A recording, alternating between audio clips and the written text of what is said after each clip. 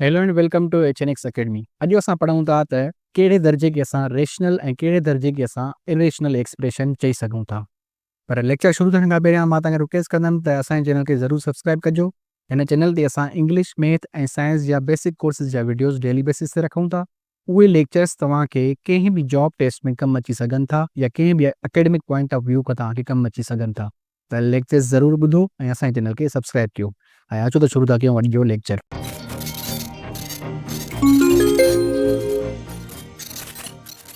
Rational ऐं irrational expression खे सम्झण खां पहिरियां असां पढ़ूं था त पोलिनोमियल माना कहिड़े दर्जे खे असां पोलिनोमियल जी कैटेगरी में रखंदासीं ऐं कहिड़े आल्जिब्रिक एक्सप्रेशन खे असां नॉन पोलिनोमियल आल्जिब्रिक एक्सप्रेशन चवंदासीं। आल्जिब्रा जे कंहिं बि दर्जे खे असां पोलिनोमियल चवण लाइ ही 5 कंडीशंस लिखियूं आहिनि। ही 5 कंडीशंस हूंदियूं त उन दर्जे खे असां पोलिनोमियल चवंदासीं। हाणे गॾोगॾु ही एग्ज़ाम्पल बि ॾिसंदा हलूं। हर कंडीशन सां हिन एग्ज़ाम्पल्स खे असां मैच था कयूं।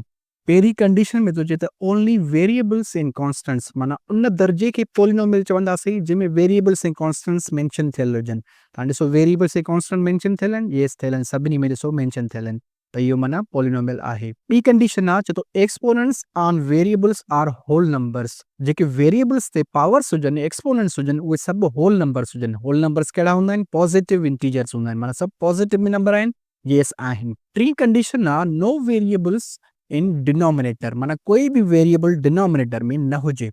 हिन पॉइंट खे मां एक्सप्लेन थो कयां। ॾिसो सपोज कयो असांखे हीअं हुजे 4x स्क्वायर अपॉन x आहे। त हाणे ॾिसो डिनोमिनेटर में वेरिएबल आहे पर छा हिन वधीक सॉल्व थिए थो? येस थिए थो। त हीअ थींदो 4x पावर 2 माइनस 1, इहो बचंदो 4x। हाणे ॾिसो सॉल्व करण खां पोइ असांखे डिनोमिनेटर में बचो न बचो, त माना हिन दर्जे खे असां पोलिनोमियल चवंदासीं, छो जो हिन खे वधीक सॉल्व कयूं था त इहो 4x जे बराबरि थिए थो।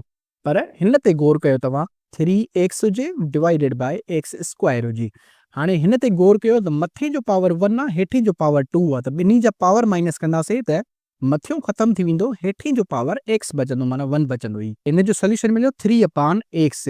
त हिन में हिन दर्जे खे सॉल्व करण खां पोइ असांखे 3 अपॉन x बचो ऐं डिनोमिनेटर में असांखे वेरिएबल मिलियो, माना हिन x जो पावर छा थी वियो? -1 थी वियो। अगरि हिनखे न्यूमिनेटर में खणी वञो त हिन जो पावर थींदो -1।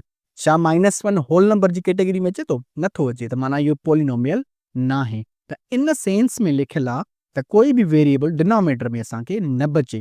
त डिनोमिनेटर में बचंदो त उनजो पावर टेक्निकली उहो माइनस में थी वेंदो, जेको होल नंबर न हूंदो। त तॾहिं असां चवंदा आहियूं त कोई बि वेरिएबल डिनोमिनेटर में न हुजे। चौथी पॉइंट पढ़ूं था त चए थो नो वेरिएबल्स इनसाइड रूट्स, माना कोई बि अंडर रूट में न हुजे। मिसाली ॻाल्हि, अंडर रूट एक्स हुजे, अंडर रूट एक्स आहे त इहो रूट में थी वियो, त हिन जो पावर छा थींदो? एक्स पावर 1 अपॉन 2 थी वियो। त हाणे हिन जो पावर छा थियो? 1 अपॉन 2। 1 अपॉन 2 होल नंबर आहे? न आहे होल नंबर, त इहो पोलिनोमियल न थींदो। हिन खे छा चवंदासीं? नॉन पोलिनोमियल आल्जेब्रिक एक्सप्रेशन, या सिंपली असां हिनखे चवंदा आहियूं नॉट पोलिनोमियल। पंजी पॉइंट पढ़ो। पंजी पॉइंट में थो चए त only operations allowed addition, subtraction and multiplication, माना टर्म्स जे विच में या मल्टीप्लिकेशन हुजे, एडिशन हुजे या वरी सब्ट्रैक्शन हुजे, ॿी काई बि ऑपरेशन न हुजे। Logarithm, sine theta, cos theta इहे बि न हुजनि कोई बि। हाणे ही ॾिसो, ही कुझु एग्ज़ाम्पल्स असां लिखिया आहिनि जिन में असांखे चयल आहे त ही पोलिनोमियल्स न आहिनि। ॾिसो हाणे कीअं लिखियलु आहे एग्ज़ाम्पल। पहिरियों आहे x पावर -2 + 3। हाणे हिन जो पावर ॾिसो माइनस में अची वियो, माइनस में पावर अची वियो, माना पोलिनोमियल न थींदो। अंडर रूट y + 5, त रूट में वेरिएबल अची वियो, माना उहो बि पोलिनोमियल न हूंदो। टियों आहे 1 अपॉन x + 4। हाणे डिनोमिनेटर में वेरिएबल अची वियो, माना उहो बि पोलिनोमियल न हूंदो। चौथों आहे साइन एक्स। साइन एक्स हाणे अलॻि सां हिकिड़ो ट्रिग्नोमेट्रिक फंक्शन आहे। ही ट्रिग्नोमेट्रिक फंक्शन आहे पर ही कोई बि पोलिनोमियल न आहे। त पोलिनोमियल लाइ छा पढ़ियोसीं? या वेरिएबल्स हुजनि या वरी असांखे कॉन्स्टेंट्स हुजनि या ॿई गॾे मिलियल हुजनि, त उन्हनि ई असां टर्म्स खे चवंदा आहियूं आल्जेब्रिक एक्सप्रेशन आहे या वरी पोलिनोमियल आहे। हिन खे असां जस्ट हिकिड़ो ट्रिग्नोमेट्रिक फंक्शन चवंदासीं, त ही पोलिनोमियल न आहे। पंजो आहे 2 अपॉन x + x³ - 2। हाणे ॾिसो हिन में वेरिएबल डिनोमिनेटर में आहे, त इहो बि पोलिनोमियल जी कैटेगरी में न थींदो। हाणे जेके पोलिनोमियल न हूंदा आहिनि उन्हनि खे असां चवंदा आहियूं it is called non polynomial algebraic expression. Algebra जो दर्जो त हूंदो पर उहो नॉन पोलिनोमियल एक्सप्रेशन हूंदो। हाणे असां पढ़ूं था रेशनल एक्सप्रेशन। अगरि तव्हांखे पोलिनोमियल सम्झ में अची वियो आहे त कहिड़नि दर्जनि खे असां पोलिनोमियल चवंदा आहियूं, कहिड़नि खे असां न चवंदा आहियूं, त पोइ तव्हांखे रेशनल एक्सप्रेशन बि जल्दी सम्झ में अची वेंदो। रेशनल एक्सप्रेशन जी ॾिसो हीअ आम लफ़्ज़नि में डेफिनेशन लिखियलु आहे।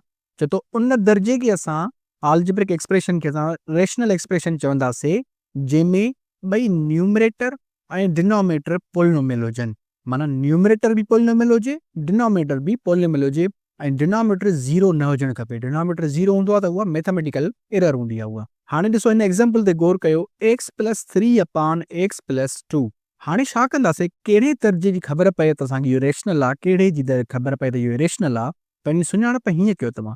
सभ खां पहिरियां न्यूमरेटर खे अलॻि सां गौर कयो। न्यूमरेटर में छा आहे, x प्लस 3 आहे। छा x प्लस 3 पोलिनोमियल आहे? यस पोलिनोमियल आहे। वरी हाणे डिनोमिनेटर खे अलॻि सां जज कयो, x प्लस 2 आहे डिनोमिनेटर में। छा x प्लस 2 पोलिनोमियल आहे? यस पोलिनोमियल आहे। इन जो मतिलबु थियो त न्यूमरेटर बि पोलिनोमियल आहे, डिनोमिनेटर बि पोलिनोमियल आहे। अगरि ॿई पोलिनोमियल आहिनि त पोइ चवंदासीं इहो सॼो दर्जो रेशनल एक्सप्रेशन आहे। हिन दर्जे ते गौर कयो, हिन में न्यूमरेटर खे अलॻि सां जज कयो। न्यूमरेटर खे अलॻि ॾिसो, न्यूमरेटर में छा आहे, 2x square minus 5x plus 3। छा ही सॼो दर्जो पोलिनोमियल आहे? यस पोलिनोमियल आहे। हाणे वरी डिनोमिनेटर खे ॾिसो, डिनोमिनेटर में छा आहे, x प्लस 1 आहे। छा ही बि पोलिनोमियल आहे? यस पोलिनोमियल आहे। माना न्यूमरेटर बि पोलिनोमियल थियो, डिनोमिनेटर बि पोलिनोमियल थियो, त माना सॼो दर्जो छा आहे, रेशनल एक्सप्रेशन आहे। हाणे हिन दर्जे खे गौर कयो, 1 अपान x आहे, सिंपल दर्जो आहे, 1 सिंपल नंबर आहे, नंबर हूंदो आहे बि पोलिनोमियल हूंदो आहे उहो। x आहे, सिर्फ़ु x मिलियल आहे। छा x पोलिनोमियल आहे? यस पोलिनोमियल आहे। माना न्यूमरेटर बि पोलिनोमियल थियो, डिनोमिनेटर बि पोलिनोमियल थियो, त माना सॼो दर्जो छा थियो, रेशनल एक्सप्रेशन थियो। मां जल्दी में रिकॉल थो कयां, ॿुधो त अगरि न्यूमरेटर ऐं डिनोमिनेटर ॿई पोलिनोमियल हुजनि त पूरो दर्जो रेशनल एक्सप्रेशन हूंदो। ॿिन्ही मां कोई बि हिकिड़ो पोलिनोमियल न हूंदो, नॉट पोलिनोमियल हूंदो, त पोइ उहो इरेशनल एक्सप्रेशन हूंदो। हाणे ॾिसो, इरेशनल एक्सप्रेशन लिखियलु आहे, चए थो त irrational algebraic expression contains irrational components. कोई बि हिकिड़ो कंपोनेंट कंहिं बि दर्जे में इरेशनल हुजे त उहो चवंदासीं त उहो पूरो जो पूरो दर्जो इरेशनल एक्सप्रेशन आहे। मिसाली ॻाल्हि ॾिसो, हाणे अंडर रूट एक्स, छा अंडर रूट एक्स पोलिनोमियल आहे? न आहे पोलिनोमियल, त इहो थियो इरेशनल एक्सप्रेशन। 1 अपान अंडर रूट एक्स प्लस 1, छा हाणे 1 त ॾिठोसीं न्यूमरेटर पोलिनोमियल आहे, ठीकु आहे। छा डिनोमिनेटर पोलिनोमियल आहे? डिनोमिनेटर में इरेशनल एक्सप्रेशन आहे। माना कंपोनेंटनि अंडर रूट में वेरिएबल अंडर रूट में मिलियल आहे, त माना इहो पोलिनोमियल न आहे। अगरि डिनोमिनेटर या न्यूमरेटर ॿिन्ही मां को हिकिड़ो बि इरेशनल हूंदो या हिकिड़ो बि नॉट पोलिनोमियल हूंदो, त पूरो जो पूरो दर्जो इरेशनल थी वेंदो। हिन में जीअं हुयो त डिनोमिनेटर पोलिनोमियल न आहे, त माना इहो इरेशनल एक्सप्रेशन आहे। ही ॾिसो, ही आहे x plus under root y. ही अंडर रूट वाई ॾिसो, वाई असांखे रूट में मिलियल आहे, माना पोलिनोमियल न आहे, त माना इहो दर्जो छा थी वियो, इरेशनल थी वियो। 2x स्क्वायर माइनस 1 अपान अंडर रूट x आहे। त हाणे ॾिसो, हिन में ही असांखे अपान में अंडर रूट x मिलियल आहे। अंडर रूट में x आहे, माना वेरिएबल अंडर रूट में आहे, त माना इहो पोलिनोमियल न हूंदो, त माना इहो कहिड़ो दर्जो आहे, इरेशनल एक्सप्रेशन आहे। हिन दर्जे ते गौर कयो, 2x स्क्वायर माइनस 1 अपान अंडर रूट x। साॻी तरह अंडर रूट में x मिलियल आहे, माना इहो पोलिनोमियल न आहे। पोलिनोमियल न आहे, त माना इहो इरेशनल आहे। आख़िरी ॾिसो, अंडर रूट x प्लस 2, साॻी तरह असांखे रूट में x मिलियल आहे, माना इहो पोलिनोमियल न आहे। पोलिनोमियल न आहे, त माना इहो इरेशनल आहे। माना कीअं सुञाणींदो तव्हां, अगरि न्यूमरेटर ऐं डिनोमिनेटर ॿई पोलिनोमियल हुजनि त इरेशनल आहे। अगरि न्यूमरेटर या डिनोमिनेटर ॿिन्ही मां को हिकिड़ो बि असांजो पोलिनोमियल न हूंदो, त उहो इरेशनल एक्सप्रेशन हूंदो। Simple as that. हाणे बसि वधीक हिन खे एक्सप्लेन करण जी ज़रूरत न आहे, बसि ही प्रैक्टिस क्वेश्चन्स तव्हां पाण कजो। चए थो categorize the following expressions as polynomial, non polynomial, rational, irrational. माना हिननि 4 दर्जनि में ॾिसो, तव्हां ॿुधायो त कहिड़ो पोलिनोमियल आहे, कहिड़ो नॉन पोलिनोमियल आहे, कहिड़ो रेशनल आहे, कहिड़ो इरेशनल आहे। बसि तव्हांखे सिंपली इहो ॿुधाइणो आहे।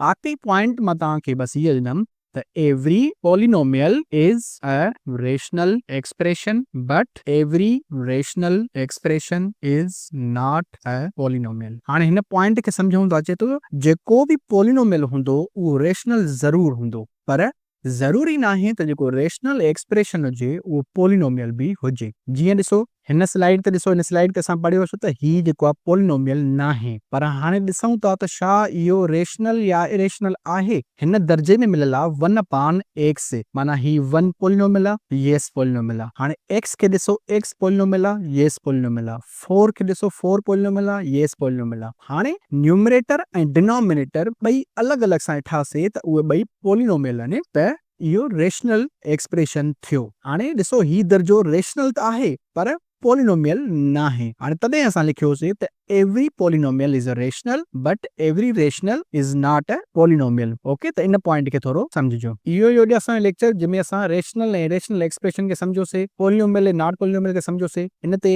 ज़रूर तव्हां नोट कजो, इन्हनि खे शयूं नोट कजो, जेकी कम जी शयूं तव्हांखे लॻनि उहे पाण वटि नोट करे रखिजो। इहे तमामु ज़रूरी शयूं आहिनि, बेसिक शयूं आहिनि अलजेब्रा जूं। त कीअं ख़बर पए त कहिड़ो दर्जो रेशनल आहे इरेशनल आहे, त इहे लाज़मी तव्हां सम्झिजो शयूं इहे।